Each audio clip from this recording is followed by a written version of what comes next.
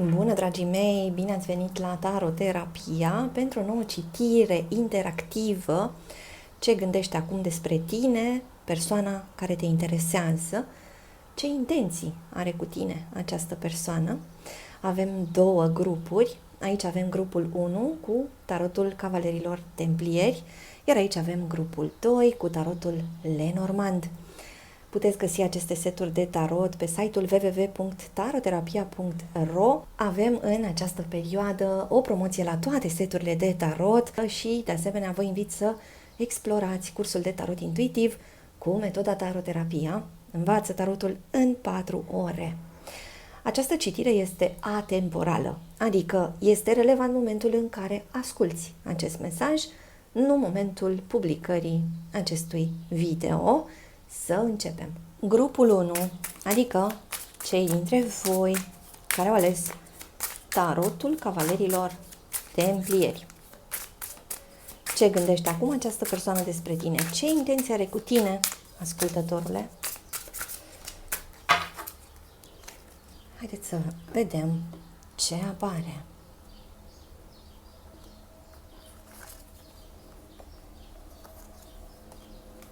Iată o persoană care consideră că a greșit. Cineva care se întoarce la sentimente mai bune. Cineva care, chinuit fiind de ceea ce se întâmplă în interiorul său sau în jurul său, revine sau se întoarce rapid către tine, ascultătorule. O persoană care a pus relația voastră în dificultate. Sau o persoană care a plecat, care a întors spatele, care s-a îndepărtat, sau o persoană care a renunțat la angajamentul său. Oarecum rezonează cu voi? Persoana asta nu este în pace cu sine însăși. Persoana asta parcă se aprinde și apoi singură își toarnă o găleată de apă în cap. Persoana asta se pornește și se oprește și, de asemenea, persoana asta are foarte multe mustrări de conștiință. Este cineva care realizează ceva, înțelege ceva, se confruntă cu ceva. Avem aici pe cineva din Pești sau avem aici o interacțiune dintre un semn de apă și un semn de foc sau o interacțiune dintre un semn de apă și un semn de aer. Haideți să vedem mai departe. Iată cineva care caută cumva dreptatea, se grăbește către a-și obține această dreptate, dar nu reușește să vadă foarte clar anumite lucruri. S-ar putea ca această persoană să vină cu niște pretenții la tine, ascultătorule. S-ar putea să îți ceară ca tu să repari de asemenea ceva. S-ar putea ca această persoană să recunoască niște lucruri pe care le-a făcut și în același timp să-ți spună că și tu ai de văzut ceva, și tu ai de conștientizat ceva, și tu ai de adus ceva ca să puteți repara împreună. Persoana asta de asemenea nu mai are răbdare. Pur și simplu simte că dacă nu acționează acum, atunci va pierde trenul definitiv și că nu există un alt tren. Deci există un soi de simț al urgenței în energia acestei persoane în această perioadă. De ca și cum nimic nu mai are prioritate acum decât ceea ce are de rezolvat cu tine, ascultătorule. Pentru că, iată, persoana asta, în trecut, a stat foarte mult în această stare de indecizie sau nu a reușit să vadă niște aspecte importante din povestea voastră. Neputințele astea s-ar putea să fi fost de natură emoțională, da? Pentru a putea vedea ceva, trebuie să suporți de asemenea și costul emoțional al acelui adevăr. Așadar, persoana asta nu a reușit în trecut să recunoască ceva în fața ta, ascultătorule, dar mai ales cred că nu reușise să recunoască în fața sa anumite lucruri. Iar acum se pornește, se urcă pe cal și vine cumva rapid, da? Vine cu această impulsivitate, cu această grabă către tine, ca să-ți spună acele lucruri pe care le-a descoperit și ca să-ți ceară, spuneam, ceva. Haideți să vedem în continuare semne de aer aici, avem pe cineva din Balanță, de asemenea, haideți să vedem ce mai apare. O tranziție frumoasă din energia preotesei în energia împărătesei. Adică simt că pentru o parte dintre voi, indiferent ce s-ar întâmpla cu această persoană, indiferent ce ar încerca această persoană, voi sunteți deja pe drumul vostru. Voi v-ați dus către alt tip de experiențe, ați luat ce aveați de luat din povestea asta și acum vă vedeți foarte bine de viață în continuare. Unii dintre voi cu un alt partener. Și chiar vă rog să-mi spuneți cum rezonează. Avem aici pe cineva din Balanță, pe cineva din Rac sau pe cineva din Taur. Avem de asemenea o interacțiune dintre un semn de pământ și un semn de aer sau o interacțiune dintre două semne de pământ. Așadar, ascultătorule, se pare că tu ai înțeles ceva foarte valoros și s-ar putea să vină ca un soi de surpriză pentru tine încercarea rapidă a acestei persoane de a se întoarce, da? De a-ți explica sau de a-ți cere explicații. S-ar putea să vină ca o surpriză pentru că probabil că tu nu mai așteptai deloc să se întâmple ceva bun din partea acestei persoane. Unii dintre voi chiar nu mai așteptați ca această persoană să reintre în viața voastră sau să încerce să mai repare ceva. Haideți să vedem în continuare. De 2 ori cifra 6 și iată de asemenea pe cineva neliniștit. 9 de săbii, cineva care stă treaz noaptea. Cineva care nu reușește să închidă ochii, cineva care are probabil cearcăne. S-ar putea să vedeți această persoană slăbită, s-ar putea să vedeți o persoană consumată, epuizată, supărată, îngândurată și îngrijorată în același timp. S-ar putea ca această persoană să-ți mărturisească, ascultătorule, că nu doarme bine noaptea și că are momentele sale de angoasă majoră. Persoana asta de asemenea așteaptă ceva din punct de vedere material, nu știu dacă se întâmplă prea curând, s-ar putea să-ți spună că simte că ușile sale sunt închise din mai multe direcții.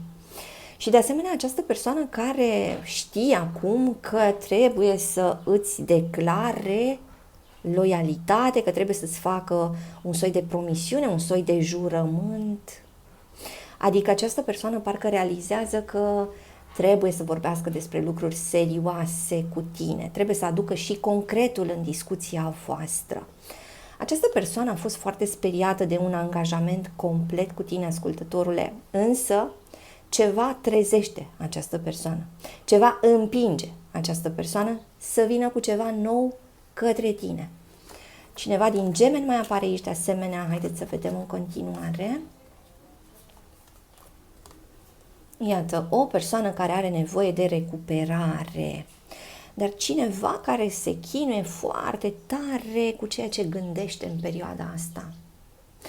Persoana asta are mintea plină de lucruri negative și se uită către tine, ascultătorule, de ca și cum de la tine ar putea să vină salvarea, de ca și cum de la tine ar putea să vină niște chestiuni care să schimbe stările acestei persoane, de ca și cum răspunsul tău contează în lupta acestei persoane cu propria negativitate. Însă, această persoană știe de asemenea că s-ar putea să nu aibă din partea ta toată deschiderea. Știe această persoană că s-ar putea ca din partea ta să vină un mesaj foarte concret, foarte la obiect despre cum stau lucrurile, despre roluri și despre cine ce are de făcut în povestea asta. Așadar, iată de asemenea o persoană care încearcă să reziste în fața lucrurilor dificile din viața sa, dar și o persoană care va încerca să te convingă, ascultătorule, după o perioadă de liniște, după o perioadă de pauză, în alte cazuri după o perioadă de separare. Vă rog ca de obicei să-mi spuneți cum rezonează. Iată ce interesant. Cineva care urma să fie ars pe rug, cineva care își poate reveni totuși din niște greșeli ale trecutului, cineva care poate să aducă și ceva culoare în viața sa, însă neapărat conștientizând ceea ce nu mai merge între voi doi, ascultătorule, și anunțându-te ferm despre ceva. Haideți să vedem în continuare, mai apare aici cineva din Berbec sau din Scorpion, sau de asemenea mai avem pe cineva dintr-un semn de pământ care interacționează cu cineva dintr-un semn de foc. Iată și turnul, păi după o astfel de desfășurare a lucrurilor, cum ar fi putut să ne lipsească și turnul? Cineva este din izolare, gata cu pusnicia, gata cu singurătatea, cineva care era extrem de morocănos sau cineva la care nu reușeai să ajungi, ascultătorule, care s-ar putea să facă o schimbare și să încerce să-ți arate cât de prietenos este acum, cât de sociabil este acum sau că a înțeles ceva important. Iată aici pe cineva care poate să ajungă la dorințele sale doar în urma unei scuturări foarte puternice, în urma unui șoc, de fapt. Vorbim aici despre o persoană care pare să învețe doar din greșeli, pare să învețe doar din muștruluiala pe care o aplică viața. Așadar, persoana asta este scuturată sau urmează să fie scuturată. Persoana asta s-ar putea să vină cu o răsturnare de situație, de asemenea, în povestea voastră, ascultătorule. Îți mulțumesc că ai fost cu mine astăzi, te aștept și data viitoare. Între timp, hai pe www.taroterapia.ro. Găsești aici cursuri de tarot cu metoda taroterapia, citiri personalizate, seturi de tarot, oracole, cărți și alte surprize. Dă un like, lasă un comentariu și abonează-te la acest canal dacă ți-a plăcut acest video, iar până data viitoare să ai grijă de tine. Grupul 2, adică cei dintre voi care au ales tarotul Lenormand, ce gândește acum despre tine, ce intenții are cu tine această persoană, haideți să explorăm.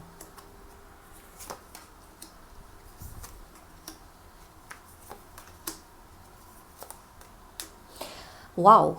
Avem aici pe cineva care nu se mai poate abține, cineva care dă pe din afară, cineva consumat de gândurile și de intențiile sale, ascultătorule, cineva care iese la lumină cu ceva. Persoana asta urmează să-ți declare niște lucruri. Persoana asta trebuie să rostească niște adevăruri, pentru că acum consideră că îi se deschide o nouă cale în față și pentru că, de asemenea, persoana asta trebuie să aleagă. Alegerea asta vine cumva după o perioadă destul de îndelungată de frământări. Poate că persoana asta a trebuit să aleagă între tine și altcineva, ascultătorule. Poate să fie o fostă relație, poate să fie cineva din viața acestei persoane care a interferat cu relația voastră într-un fel sau altul. Poate să fie un membru al familiei, poate să fie un prieten. E ca și cum cineva și-a cam băgat năsucul aici, iar această influență sau interferență a creat probleme acestei persoane. Așadar, e ca și cum persoana asta înțelege acum că e pe cale să piardă tot, e pe cale să își vadă toate planurile date peste cap, pentru că a permis ca ceva sau cineva să intervină între voi doi. Și mă întreb cum rezonează cu voi până acum. Au apărut persoane din Leu, din Scorpion sau Berbec. Sunt de asemenea semne de pământ aici care interacționează cu semne de foc. Avem pe cineva dintr-un semn de foc care urmează de asemenea să ia atitudine. Haideți să vedem mai departe. Ce gândește această persoană? Iată, viteză. Această persoană se gândește că ar trebui să facă ceva repede. Spuneam mai devreme că nu se mai poate abține și acum pornește la drum. Și e ca și cum anumite lucruri sunt deja în drum către tine, ascultătorule. Anumite lucruri sunt deja în desfășurare. Ceva se întâmplă deja.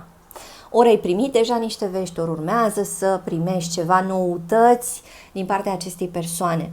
Această persoană care pare să fie în mișcare către tine, probabil că se urcă în mașină, se urcă în tren, în autobuz, în avion, în alte cazuri, să vină către tine. Are acum forța să abordeze situația cu tine direct. A învățat câte ceva persoana asta. Și de asemenea mai văd pe cineva care vine rapid să-ți spună că e plin de dorință vis-a-vis de tine, că simte lipsa ta, că îți vrea apropierea, da? Că îi lipsește mirosul tău, că îi lipsește atingerea ta. Cineva care comunică foarte concret despre ceea ce simte. Persoana asta e ca și cum își închipuie în momentul ăsta că ești lângă el sau lângă ea și își închipuie cu detalii ce se întâmplă între voi doi. Se uită la tine și e ca și cum vede cu ce ești îmbrăcat sau îmbrăcată, vede ce spui, vede ce faci, da? Care sunt gesturile tale. Este o persoană cu ochii larg deschiși în direcția ta acum, ascultătorule. Mai avem aici tot pe cineva din Leu, iată, apare de 2 ori. Cineva care a fost recent la medic sau a trebuit să consulte un avocat sau are de rezolvat ceva probleme cu actele sale, trebuie să meargă pe la autorități, să obțină niște permise, să schimbe ceva.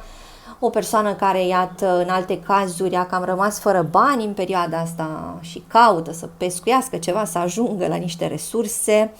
O persoană care are în plan o ieșire cu tine sau o persoană care îți spune că vrea să aibă tot timpul atitudinea ta prietenoasă, că vrea să aibă de la tine o vorbă bună, că vrea să știe că este în pace cu tine. Contează foarte mult pentru această persoană acum ca lucrurile să fie bune între voi doi sau să înceapă să fie bune din nou. Deci cineva care prețuiește mai mult pacea decât dreptatea în perioada asta. Haideți să explorăm în continuare gândurile acestei persoane. O tranziție din 2 în 3, adică persoana asta iese din confuzie și iese din indecizie și renunțând la niște lucruri care practic nu-i dădeau pace, începe să intre în energia împărătesei, adică cineva care poate să arate grijă, atenție, iubire și arată aceste lucruri prin chestii concrete, prin faptele sale, da? Persoana asta demonstrează făcând. Simt că în perioada următoare ar urma o declarație și, de asemenea, după această declarație, persoana asta își dorește să vină cu acele acțiuni care pentru tine contează. Și cred că e un lucru foarte important că persoana asta începe să înțeleagă că nu vorbele sale sunt relevante, că nu promisiunile sale sunt cele care te țin, de exemplu, în relație, ci că faptele sale trebuie să arate, de asemenea, ceea ce are această persoană în interior. Vorbim de asemenea despre persoane care sunt născute pe data de 4, 14 sau 24, persoane născute în luna februarie, persoane născute în luna octombrie, persoane născute în luna iulie, în luna ianuarie sau în luna noiembrie. Haideți să explorăm în continuare. Taur sau balanță mai apar aici, dacă nu le-am spus deja. Iată pe cineva care a pierdut niște sume de bani pe la niște pariuri, pe la niște jocuri sau cineva care încearcă să își umple timpul jucând, întâlnindu-se cu mai multe persoane, dar cineva care în același timp realizează că asta nu e o cale potrivită și că dacă își pierde timpul în continuare în felul ăsta, alții vor avea de câștigat, nu el sau ea. Haideți să vedem mai departe. Foarte mulți regi în această citire, ceea ce înseamnă că există un nivel de maturitate crescută în atitudinea acestei persoane în această perioadă. Adică persoana asta își dorește lucrurile făcute bine, își dorește de asemenea soliditate și chestii concrete și vrea să intre pe un anumit drum. Și mai simt eu că persoana asta se ceartă singură în legătură cu niște decizii pentru care acum plătește și pentru care plătește cam mult în momentul ăsta. Judecata și lumea și de asemenea Arcana 13. Pentru o parte dintre voi Schimbarea în această conexiune va fi foarte, foarte mare. Pentru o parte dintre voi avem aici o răsturnare de situație. Pentru o parte dintre voi avem aici un soi de reînviere a iubirii voastre, un soi de reașezare. Ceva se închide, dar ceva este redeschis. Și acest ceva nou are mult mai multă putere. Este acel ceva cu sens pentru amândoi în povestea asta. Cineva s-ar putea să aibă un soi de revelație. Atenție! Revelația poate să vină inclusiv din partea ta, ascultătorule. S-ar putea ca tu să-ți schimbi atitudinea și în urma schimbării tale această persoană să se scuture de hainele vechi și prăfuite și să se îmbrace în veșminte noi. S-a cam săturat de ceea ce a făcut mai mereu și s-a săturat să aibă eșec după eșec. Își dă seama că repetiția din viața sa este cauzată de propriile frici. Și de asemenea tu, ascultătorule, s-ar putea să ai ceva momente de claritate în legătură cu aceste aspecte. Adică tu la rândul tău să înțelegi că ceva din atitudinea ta nu funcționează și că trebuie pur și simplu să schimbi. Și din schimbarea ta s-ar putea ca această persoană la rândul său să vină și să pună ceva complet nou pe masă. Pentru că aici avem un ciclu complet, pentru că aici cineva trebuie să dea socoteală pentru ceea ce a făcut, pentru ceea ce a spus, pentru ceea ce a realizat și pentru ceea ce nu a realizat. E ca și cum amândoi sunteți acum chemați în fața unei instanțe supreme, dar această instanță este mai cu seamă interioară. Această instanță are legătură cu a trece în etapa următoare, a da niște răspunsuri importante, a transforma ceva în viața voastră. Iată din nou pe cineva din Scorpion, dar avem și pe cineva din Vărsător. Care sunt gândurile acestei persoane și care sunt intențiile sale? Această persoană nu își dorește să renunțe la conexiunea voastră, ascultătorule. Adică ar ține cu dinții de conexiunea voastră, indiferent ce se întâmplă. Persoana asta trebuie să își arate ție și în primul rând că nu renunță la ceva foarte, foarte valoros. Conexiunea cu tine, ascultătorule, are importanță pentru această persoană. Conexiunea cu tine îi aduce acestei persoane niște învățături foarte concrete și foarte utile în viața sa de zi cu zi. Și bineînțeles că, iată, atunci când nu are acces la toate informațiile despre tine, persoana asta se furișează, urmărește, spionează, da? Încearcă să pună cât mai multă lumină asupra situației cu tine. Te-aș invita, ascultătorule, să asculți și citirea de la grupul 1. Așadar, iată pe cineva care reușește să se mai așeze așa în interiorul său și să vină cu un discurs blând, liniștit, împăciuitor, cineva care nu va mai ține cu dinții de argumentele sale, cineva care nu se mai încăpățânează, cineva care se îngrijorează atunci când află ceva anume despre tine, ascultătorule, se îngrijorează că probabil te poți îndrăgosti de altcineva sau că vei renunța pur și simplu la conexiune și că nu vei mai vrea să auzi de el sau de ea, cineva care își reproșează și momentele sale de egoism din trecut. Haideți să vedem în continuare.